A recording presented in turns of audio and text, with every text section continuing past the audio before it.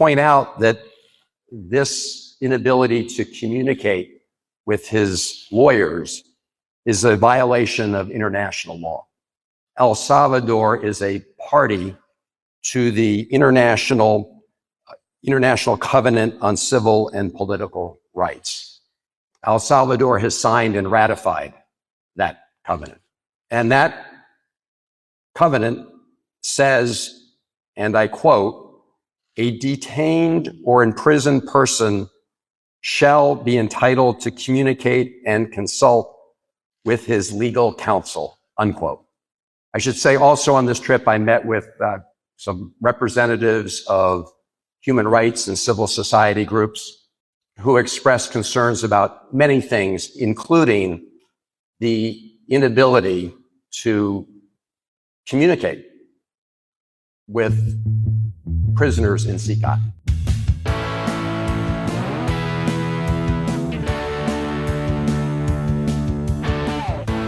Welcome to Gaslit Nation. I'm your host, Andrea, a journalist and filmmaker, and the writer and producer of the journalistic thriller Mr. Jones, about Stalin's genocide famine in Ukraine.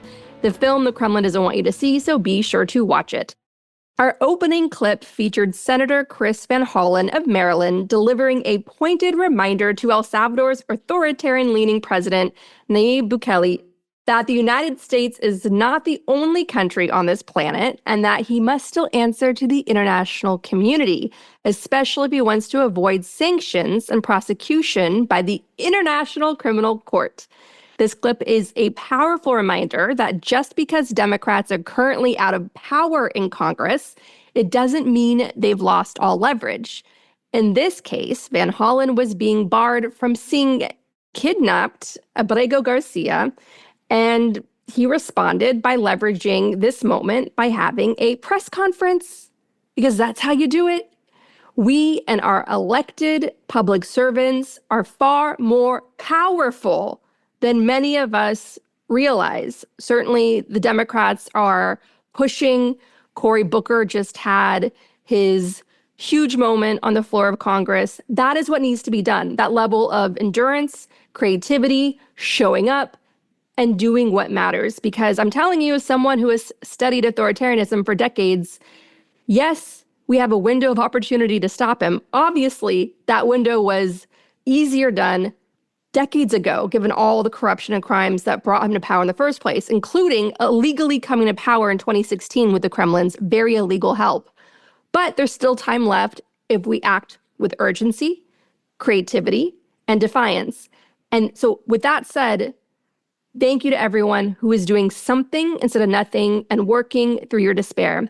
I want to open by also reminding everyone that it is highly illegal for the Trump administration to use taxpayer money to send anyone, including without due process, to a foreign country and pay that foreign country to hold prisoners, especially prisoners that were denied their constitutionally protected rights. That is highly illegal. That's several laws broken right there.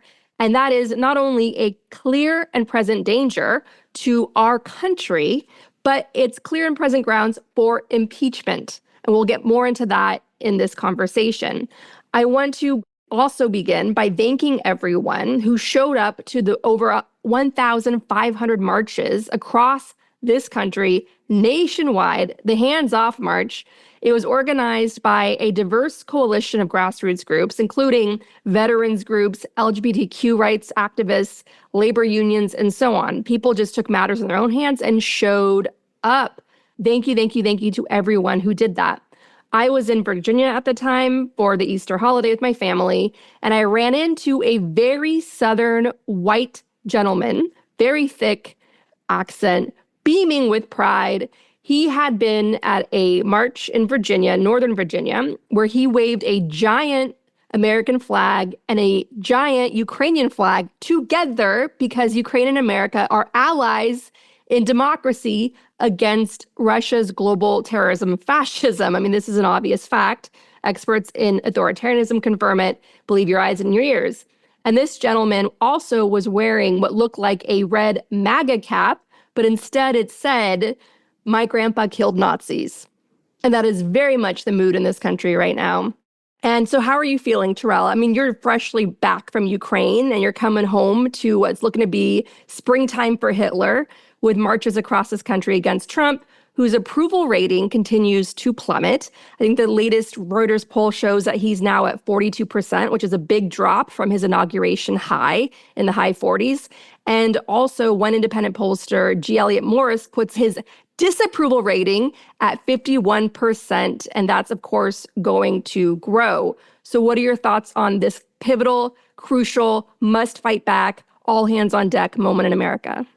I think we are really beginning to realize that so much of this country doesn't want democracy. And I think that has always been the case in America. Anytime you have a country that has existed for hundreds of years, during slavery, and then after slavery, you have Reconstruction that failed, and then you go into Jim Crow, and then you have our post-Jim Crow reality, which is what we're experiencing right now. A lot of these undemocratic practices exist because a large portion of the country never wanted it. And so I know that we're in the present right now, but I think that what's happening right now is very much by design. And so I talk about this with Ukrainians a lot because they ask me, how on earth did America get here? And my response is always, we've always been there. It's something about after the Civil Rights Movement ended and after all the various acts of the 60s, the Civil Rights Act, the Fair Housing Act, the Voter Rights Act, and people felt like everything is over. And very much so, it's not over. We really have to think about what revolution looks like because revolution is required right now. And my trainer in Ukraine was telling me, Terrell, why don't you go to the White House and do a Maidan like we do? And I said, well, if much of America really had that type of vigor, I think it's very possible. But unfortunately, you have much of America, which is white, which by a vast majority of that group voted for the man that we're seeing right now. There is resistance quite clearly. We see all these mass protests that are happening. What's unfortunate is that it's so divided between people who want to live in a democratic society and you have another half that doesn't. Then you have another group of people who are just completely underengaged. And that has been the long-lasting struggle. And I really think that so many people take what we have in the United States for granted. And I feel that way because of living in Ukraine for so long and just living across Eastern Europe. But I saw something interesting on the Karen Hunter show. They were talking about how, like, a lot of Black people are not really participating in a lot of these kind of larger protests. Even though we are active in resisting, we're not resisting in a way that's visible.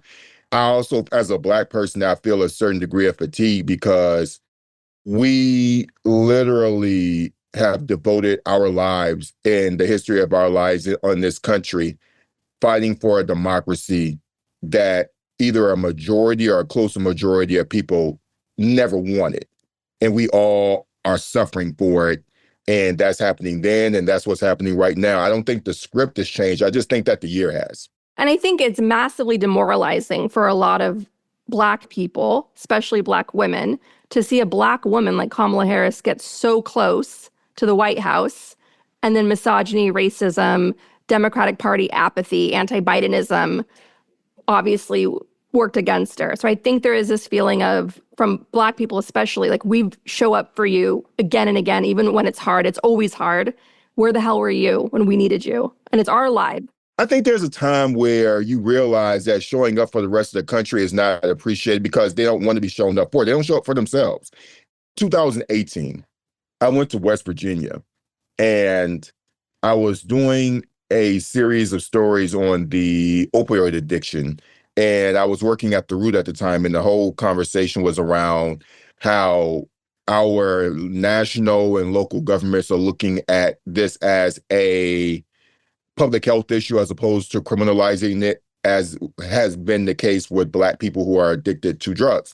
The main thing that I saw down there was that these people voted for Republican governors, local officials, for decades, and they're dirt poor. I was so shocked that a white person could be that poor, that a white-led state would actually allow such white poverty. Now, and it sounds very naive because it just shows you how separated our lives are. But also, it really shows you that even white wealthy people don't give a damn about white poor people, but white poor people think that the wealthy care about them.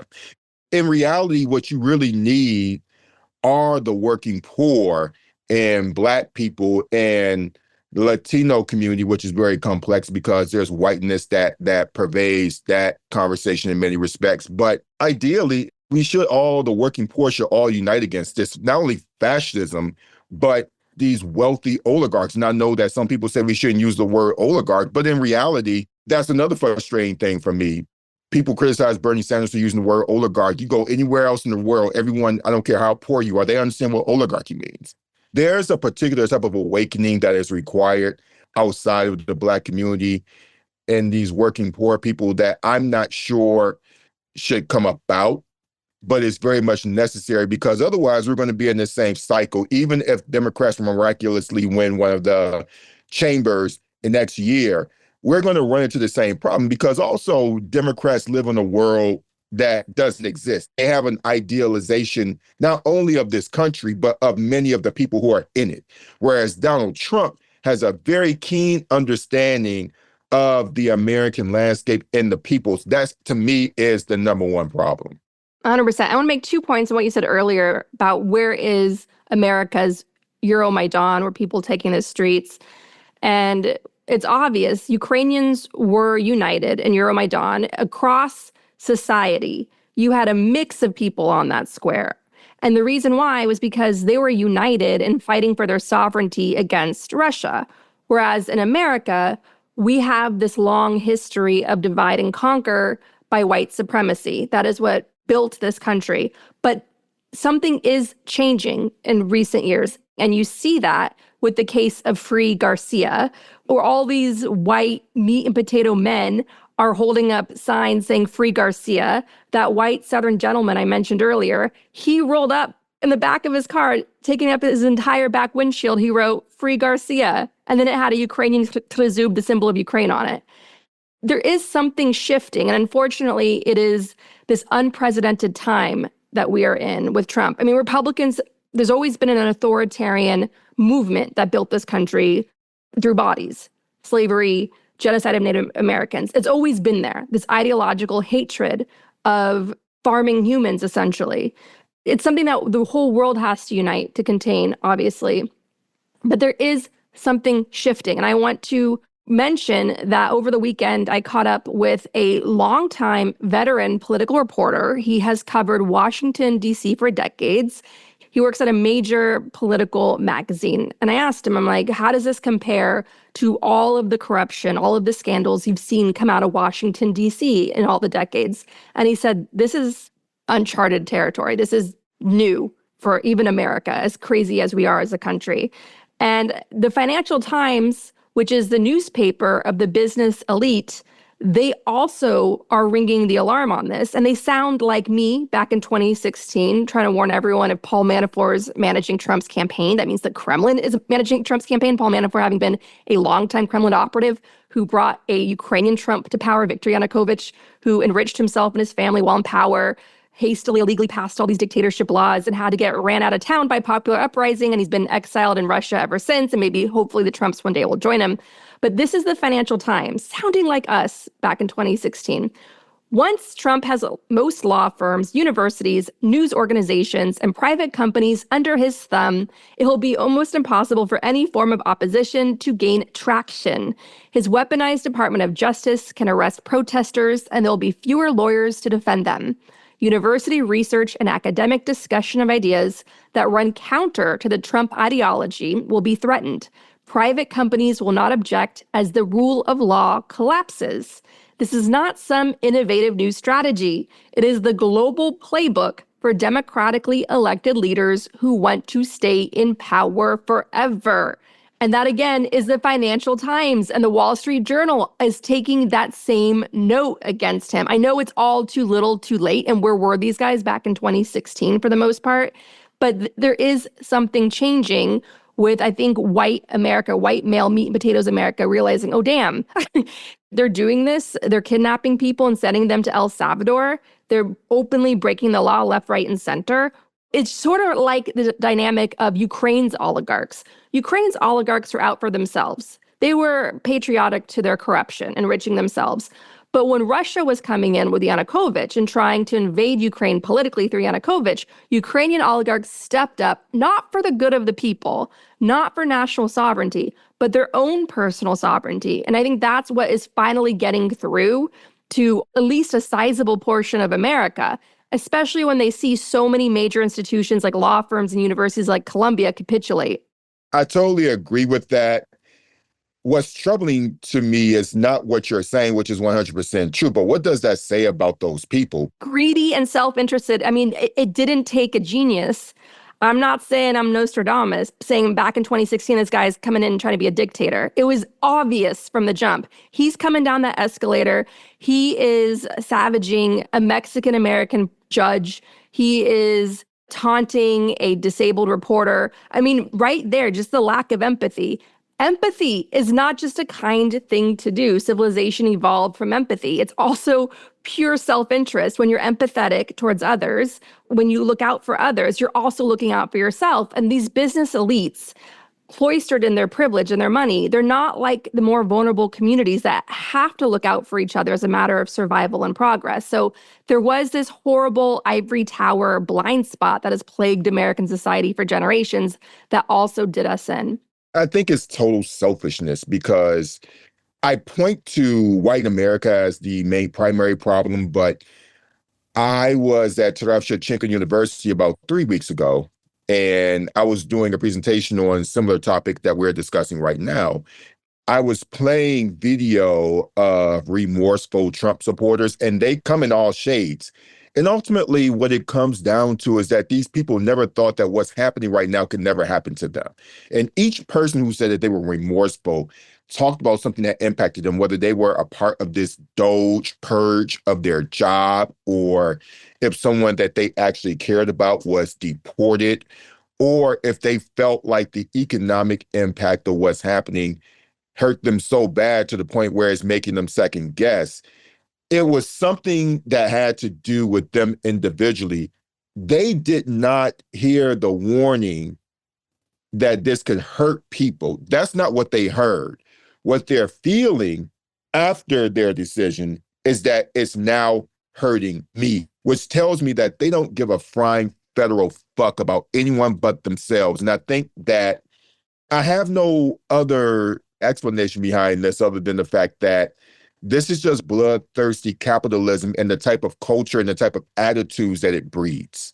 And we're living in a country where we don't have the best access to healthcare at all. In fact, of developing nations, we have arguably the least access to affordable healthcare. And the way that our economy is set up is that it makes us scavengers. It makes us very vicious. It makes us fight for every tooth and nail for ourselves, that we don't think about everyone else. And so while I do think that race is the predominant issue in distinguishing who is doing this, I also think that it's just this very selfish culture that we've built in our society that makes us not care about anyone else. And I think that once you start there, then you're going to start correcting a lot of the issues that we see, because until people start caring about their fellow human being, I just don't see how this is going to stop. Exactly. And it's a culture that was conditioned. The Reagan Revolution stood for greed is good, farming human beings to enrich yourself, cutting all of these life-saving social programs, safety net programs, so you can get tax cuts for the very rich so they can buy more homes, employ more servants. And then on top of that, you have the explosion of social media, which has fueled this narcissism epidemic and a loneliness epidemic. And that's also fueling all of this and the swirling gyre of sort of a lack of accountability and morals in our society. Like you said, it's encouraging an attitude of greed and strife. And this has been 40 years in the making, not just because Republicans, Christian nationalists, got their acts together and became extraordinarily well organized, they were also planting the seeds for this.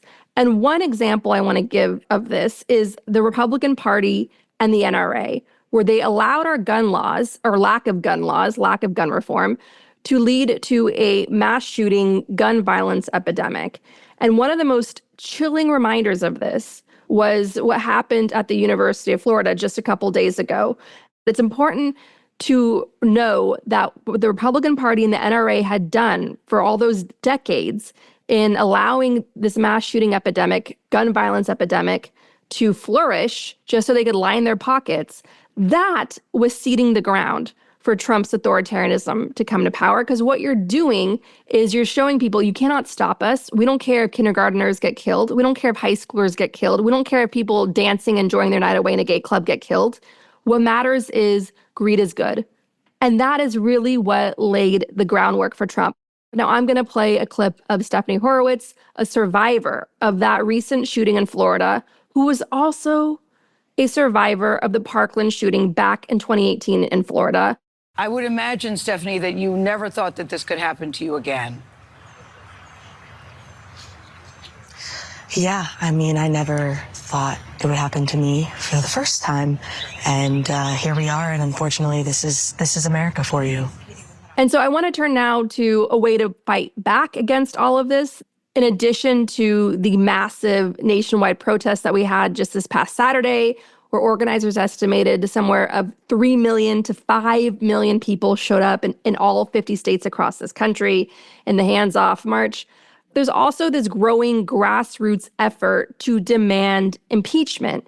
And there's a new site that I want to direct people to. A Gaslit Nation listener flagged this for me at our most recent Gaslit Nation Salon on Monday. And that site is citizensimpeachment.com, citizensimpeachment.com. I'll link to it in the show notes because impeachment has to begin in the House. You can see which members of the House are already on board for impeachment. Obviously, it's easy to be cynical because Trump has faced 2 impeachments and Republicans got information to protect him in both the House and the Senate, where he was not convicted either time. And he went on to commit those same crimes. His first impeachment, most famously, was for trying to extort Zelensky in exchange for aid that was already approved by Congress. And he's basically doing the same thing now, again, with Zelensky's mineral deal. And the second impeachment was for violently trying to overthrow our democracy on January 6th before the eyes of the world. And again, Republicans, they weren't going to impeach him for that. I don't think they're going to impeach him at all. And Lisa Murkowski of Alaska underlines that point. She was asked, are you scared? And I'm going to share her answer now because people are furious at her for even remaining in power if this is how she feels. And I'll play the clip. What do you have to say to people who are afraid? Or who represent people who are afraid? We are all afraid. But we are, we're in a time and a place where I don't know, I certainly have not been here before. And I'll tell you, I'm oftentimes very anxious myself about using my voice, because retaliation is real. And that's not right. But that's what you've asked me to do. And so I'm going to use my voice to the best of my ability. And sometimes it will be viewed in a way that, well, that's pretty confrontational. And other times it's going to be using my mother's charm that I learned as a young girl, and in direct communication with those that I've made relationships with, and am able to affect some change that way. But I've got to figure out how I can do my best to help the many who are so anxious and are so afraid. You know what you can do, Lisa Murkowski? You can call for impeachment. You can call for Congress to enforce the 14th Amendment of the Constitution, which bars traitors from running for office and holding office. She's saying, yes, we're scared, giving us a pep talk about fear, and acting as though she's helpless in the situation. There's so much that she could do, which could save the day right now. And that is first and foremost, yes, she's in the Senate, but she could still, as a powerful Republican in the Senate, call for impeachment. Start normalizing impeachment. So I'm tired of these Republicans, like with their just wearing their lack of moral courage and being traitors to our country. And I know she's sounding like, oh, I'm one of the better guys because I'll have this conversation with you and sound like I'm talking from the heart. But it just exposes her cowardice and her lack of morals even more clearly. What are your thoughts? She's not a good guy. None of them are. None of them are. In fact, anytime when it's come down to her to make a pivotal decision, she always says that this was too difficult and I struggled with it or I cried. It's just always some woe is me, but I just couldn't pull the trigger. So she is a coward. The reality of this is that sometimes in order for you to do your job, you have to lose your job. You just have to eat the shit sandwich. And that shit sandwich means losing your job. What it tells me is that she has no moral character whatsoever, because that is a weapon. Your character is something that you can use. In fact, I'm not a fan of Lynn Cheney or any of these other people at all.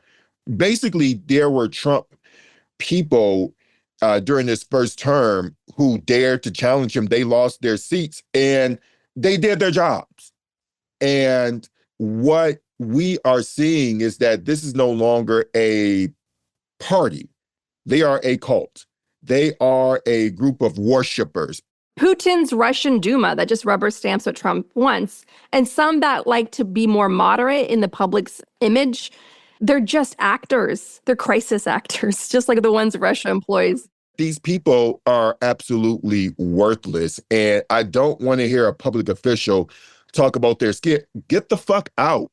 Resign. I just don't have any respect for people who take a job and their number one priority is to protect the country.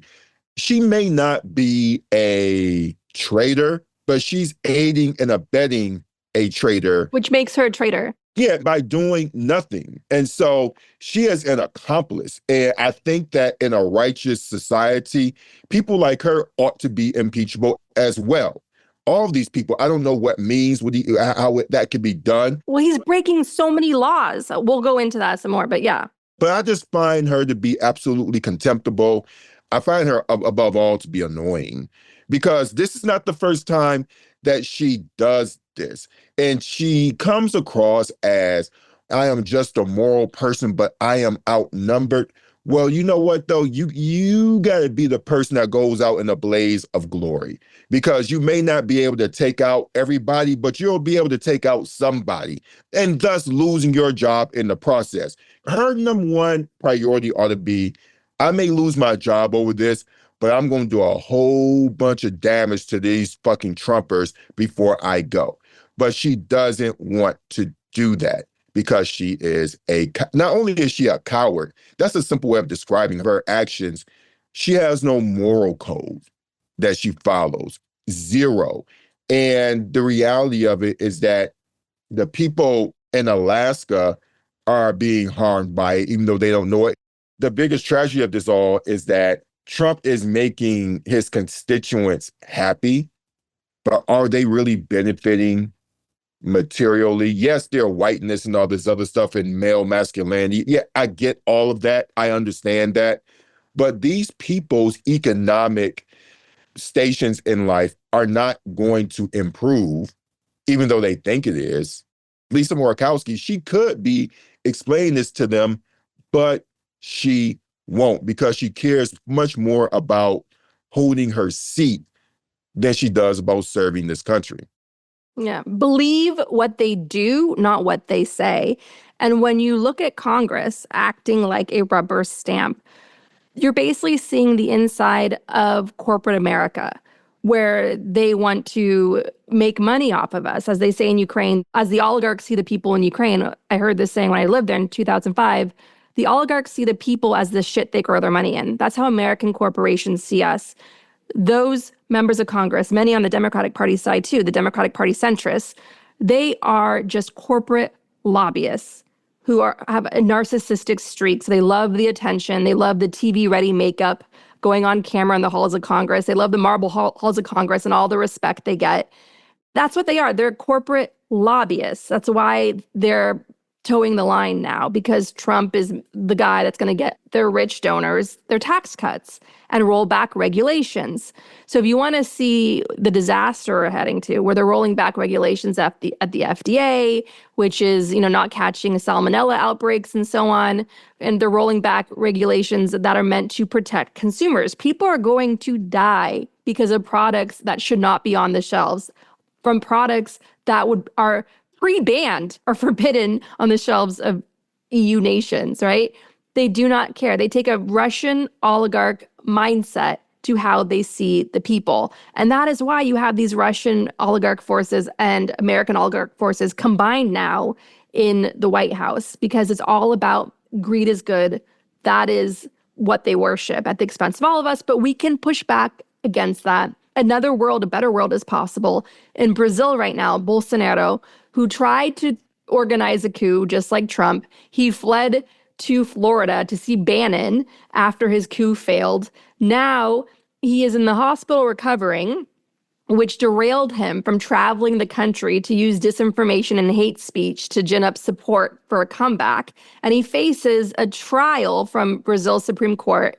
In France, Kremlin financed Marine Le Pen, who is, Bannon aligned, Trump aligned, or whatever. She certainly Putin aligned. I mean, she gets her money from the Kremlin. She now faces prison time for her corruption. So it is possible.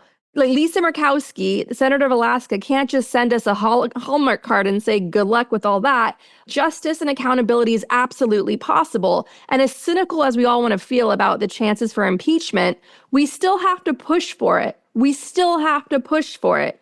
If you look at Syria, for instance, people thought the Assad family would stay in power forever, backed by the Russians. The Russians would never leave Syria. Now Syria has been liberated in a stunning turn of events. America can undertake its own stunning turn of events. We have to refuse to give up, be defiant, and keep demanding the world we want to live in. We need the power of imagination to envision that world. And we need our own inner defiance to say, yes, I deserve this. You deserve this. We don't need to be at each other's throats in this starvation economy that's being forced on us by the oligarchy. We can live in a safe, free, just society for all. Another better world is absolutely possible. And we have to keep talking about it, putting words to it, images to it, statements to it, and electing leaders who are communicating this better world to us, not from their stupid, empty speeches where they center themselves and not the people, but through their actions that bring along everybody. That's what we need. That's where we're headed. So fight for impeachment. Go to citizensimpeachment.com. Call your rep in Congress and demand impeachment. Trump has broken so many laws in his firehose of terror and corruption. But if we push back, again, we can win and not only defeat Trump, but also Democratic Party excuses and usher in a new, better, healed world. Senator Elizabeth Warren of Massachusetts, who was one of the first to call for Trump's impeachment back in 2019, when Nancy Pelosi was saying it's not possible, that's not why the American people elected us in a big blue wave. She was gaslighting. I remember all of the protests, all the people knocking on doors, creating that big blue wave. They wanted impeachment. They're calling for impeachment. And Nancy Pelosi had her minions on social media trying to spike the punch and saying that, no, Nancy's playing 4D chess. Trust her when she says that impeachment's not the thing. Senator Elizabeth Warren was like, impeachment now. And she came out, even though she's in the Senate, it has to start in the House, but she still was normalizing, believe your eyes, believe your ears, this call for impeachment back in 2019. She needs to do the same thing now, because listen to how brilliantly on CNBC was schooling an anchor by explaining in this very clear civics lesson that Trump is absolutely breaking the law when he denies funding allocated by Congress, like he's doing in so many different ways, including in trying to pressure Harvard to whitewash history and so on. Columbia folded to that. Harvard is staying strong, thank goodness. But that is another example of the many ways he's breaking the law. Let's hear from Senator Elizabeth Warren breaking it all down on CNBC. First crack in the wall. McConnell. We got 4 Republicans who crossed the aisle that gave us a majority. But it ultimately doesn't matter. What do you mean it ultimately doesn't matter? This is the law. I'm Because still it didn't kind of change his Constitution policy. 101. No, But he has the authority, ultimately. well, no, he does not. That's the whole point.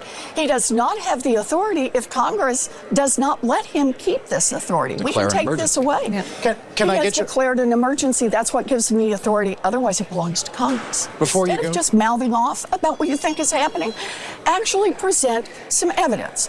And let's look at the evidence. Let's let the other side come in and question that evidence. But you don't just get to lip off and say, and therefore the king gets to wave his magic wand and say, off with your head. Doesn't the government That is determine not where how it federal works in a tax democracy. dollars go? And so they're allowed Under to law, decide. do you think they have a big bushel basket of money and they just say, you good looking, you will have money. You not so good looking, you're going to have to go hungry for a while. That's not how it works. Let's just do Con Law 101, and that is Congress writes those laws and allocates that money. The administration's job is to enforce those laws and spend that money the way the law tells them. And if they fail to do that, Part 3 is the courts are the ones who step in and enforce the law. That's what we need, is we need an Elizabeth Warren moment, a Bernie moment, an AOC moment, where all of these progressives who are always leading on all of these issues, and anybody that goes after them for calling this an oligarchy, as you mentioned earlier, whoever does that is a handmaiden, a handman or whatever to oligarchy. We need to be all in now for impeachment. And I don't listen to the cynics, because the more you listen to the cynics, the more you lower your expectations of what's possible, and that's dangerous. Yeah, at some point, we really have to make the American people accountable for the country that they live in. And I go back to this whole thing about the oligarchy, because yes, we need people like Bernie Sanders explaining it. And that's another interesting thing. People push back against him using the word, yet thousands upon thousands of people go to his rallies, they get it. I think the reason why people don't want to talk about the term oligarchy is because they may be talking about themselves or people that they're close to, or that it may hurt their own interests, right? They may be implicating themselves in one way, shape, or the other.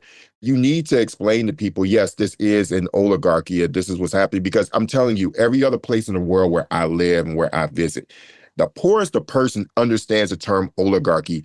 And the reason why you don't say it to Americans is that you just have to assume that they're stupid. And if you think that they're too stupid or lack the intellectual depth or too simple-minded to get it, then just say that. Of course, you're not going to say it, but it's already inferred that you feel that way about them, that they just don't have the brain cells to do it. I do believe that we do need to take accountability for our country. And as a child, I grew up in one of the poorest of circumstances growing up. I always had that value of, I am responsible for my own destiny. I am responsible for my community. I am responsible for my own well-being. I am responsible for the choices that I make. And the way that our media talk about the American public, it's one where no one actually challenges people. Why did you say this? Why do you believe this? Why is it that you believe in a man that says this and says that? One thing that we understand about much of the American public is that they're okay with sexual assault. We live in a serious rape culture, and that term is used a lot. But the fact that so many people elected this man when dozens of women said that he did this, it's not a matter of, I don't know, is it possible? It's her plus her plus her plus her plus her plus her plus her plus her plus her plus her, and over and over and over and over and fucking over again. Okay?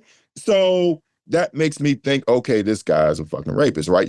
I just can't draw anything. But in addition to much of the voting electorate in the last election saying, you have this white Christian nationalist movement that put their hands on him, and they don't give a shit either, which tells me that this whole idea of faith and how it's used politically is also fucked up. Now, meanwhile, you have all these people talking about fucking transgender women and men in sports. Who gives a fuck? No, seriously, like, and people are actually running on this shit. I don't think that there's any real intellectual way of really breaking this down, because this is not a policy conversation. This is a morality conversation in this country, because based on who this man is and what he is being documented as either doing or convicted of doing or accused of doing, this man should not be allowed to participate in any civic activities, let alone anything that has to do with our country. So we are a country in pure moral decay. That is where we are. That's the larger conversation that we need to have, because I think, unfortunately, this whole thing with Democrats trying to go to this middle ground person, those people are gone. You think Trump gives a fuck about converting a liberal? No. No Republican gives a frying fat fuck about converting liberals to their point of view. They're like, fuck you, you're fucking deranged, and you're the Antichrist, you're pieces of shit, fuck you. That's their attitude towards us. That's their attitude. And Democrats need to have a similar attitude and reach out to the people, because I do believe, being optimistic, I do believe that there is a much bigger majority of people that are like us than it is about these demons that elect these other demons like Trump into office. I truly believe that, but the most powerful party that can speak to them doesn't. And the reason why they don't speak to them is because if they do, then they're going to implement themselves. All these conversations that we're having about the greed of capitalism and the oligarchy, Democrats in many respects are wrapped up in this shit too. 1,000,000,000%. The Democratic Party of today, the centrists, they're basically the Republican Party before the whole Christian nationalist takeover of the Republican Party. And Bernie Sanders would be a centrist by European Union standards. And here in America, he's still treated like some radical just because he's fighting for the working class. There's new reporting that Democrats stayed home in 2024, and that helped tilt the election for Trump. This was something we on Gaslit Nation warned was happening throughout the election. We also worked hard to warn those Democrats not to do that to themselves. A leading reason was the Biden administration's financial backing of wanted war criminal and Putin-Trump ally Netanyahu, whose corruption and pledge of a forever war to cling to power after his purge of Israel's courts didn't work, unleashed the largest anti-government protest in Israel's history. But I do want to say, I think the larger reality remains in what you're saying. No matter who is in power, there's always going to be an incumbent backlash because prices keep rising, wages stay the same, automation and AI, not immigrants, are taking jobs away, and the oligarchs continue to buy politicians in both parties to get tax breaks, roll back regulations, stop new regulations, and refuse to pay their fair share in taxes. And they also buy up all of our media, newspapers, newsrooms. Fox News is spreading on the local TV news level through Sinclair, which is turning your local TV news station into Fox News. We've been on this 40-year trajectory, launched under Nixon, accelerated under Reagan, and aided under Clinton and Obama, and even Biden, even though he was pro-union, by appointing Merrick Garland and keeping Christopher Wray as head of the FBI, even though he let January 6th happen, even though all the warnings were out in the open for all of us to see. We even did a pre-coup special on it here at Gaslit Nation. And so by Biden allowing Trump and his goon squad of corruption to flourish and dodge accountability, by the Democratic Party centrists not pushing for the 14th Amendment in Congress, when they controlled both chambers of Congress in their January 6th inquiry. Yes, they showed us all of those powerful videos of all that grotesque violence by Trump and his stormtroopers. But what really mattered was not that pageantry of accountability, but actual accountability by enforcing the 14th Amendment, banning Trump and all those from Congress who spoke that day inciting that violent mob should have been banned as well. All those members of Congress, like Marjorie Taylor Greene and others, should have been banned. We have a 14th Amendment against traitors running for office and holding office for a reason. We fought a war over this, a civil war.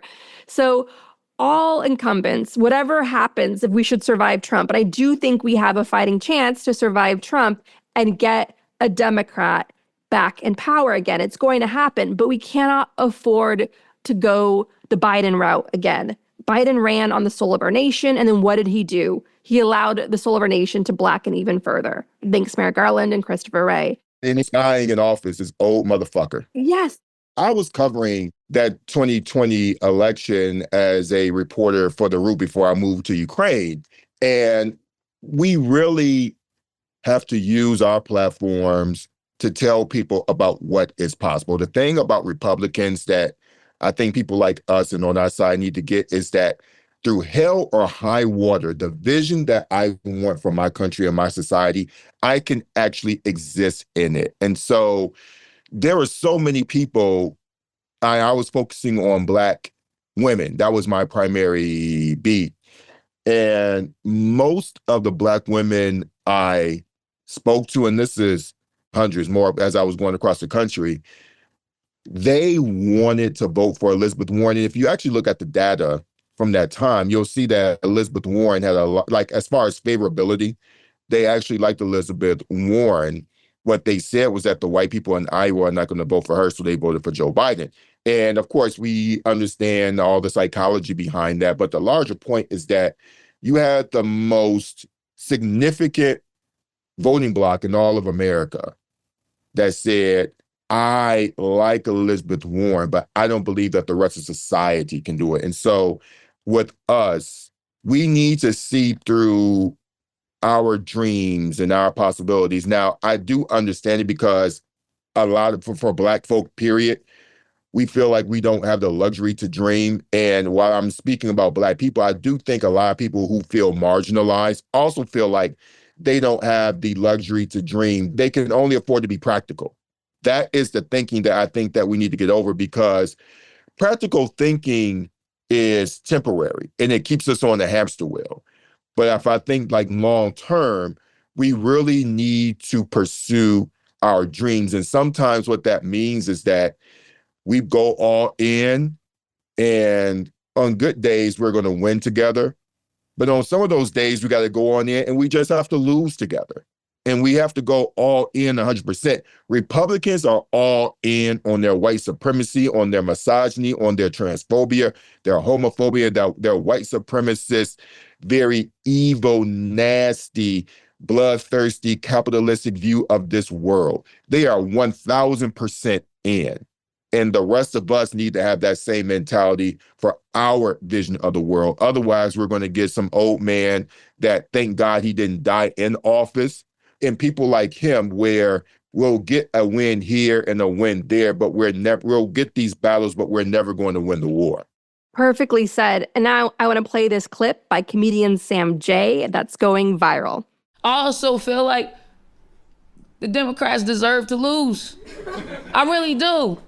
I really feel like they deserve to lose. I didn't want them to lose, but I just don't think they get the country that we're living in now. I think they just believe in some shit that doesn't exist anymore. Like, Republicans know how to market to their audience. And that's all this shit is now, is sales, bro. Even the presidency's up for sale. And you gotta know how to sell your product. And Trump knows how to sell his product to the people that are buying it. I'm not buying it. But to the people who want it, he knows how to fucking get them riled up. And I feel like Democrats don't know what the fuck they doing anymore, bro. They don't know how to sell the product. And I think the problem is they still believe in America. You know what I mean?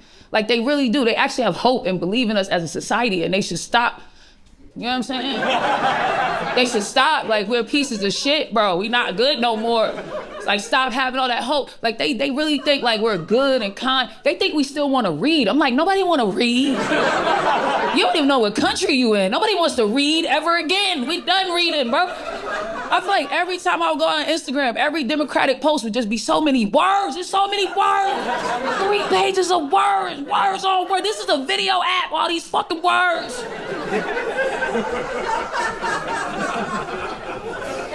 And every Democratic commercial, just bad words while they talking. Just Proposition A, B, B, C says that if you vote B, 3 on line C, feed 4, so make sure you vote check A, B when you get to line. Like, what the fuck, bro? And every Republican commercial would just be like, do you want a man and titties in the bathroom with your daughter? You want that? A man with titties in the bathroom with your daughter? You like that? You want that? You like that? That's some shit you want? No? Then vote for us. You won't have to deal with no shit like that. To the point, if that's what you want. You know what I'm saying?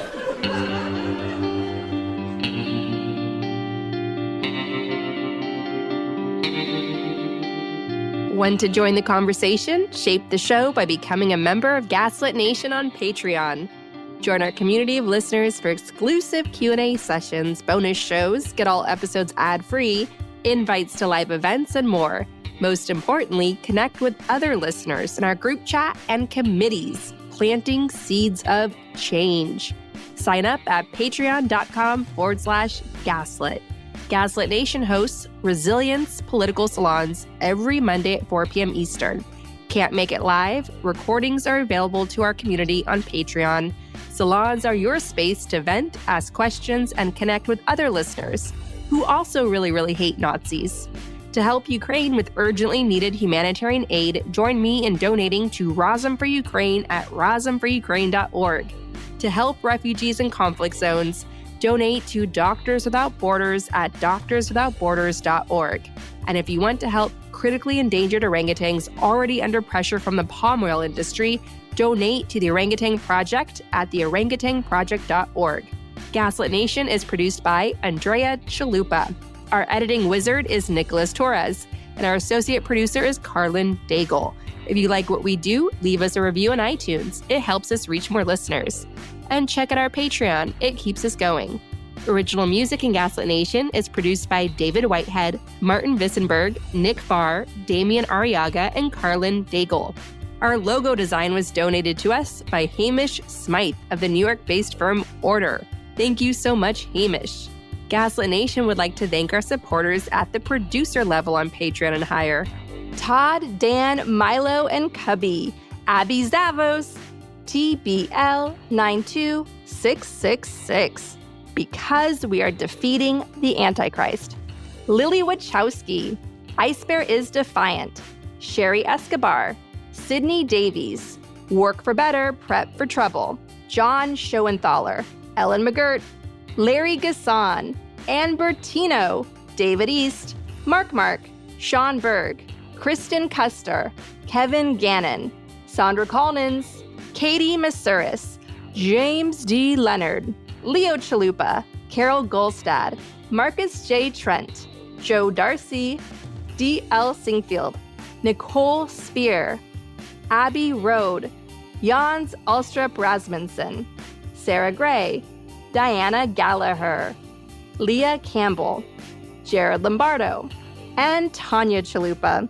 Thank you all so much for your support of the show. We could not make Gaslit Nation without you.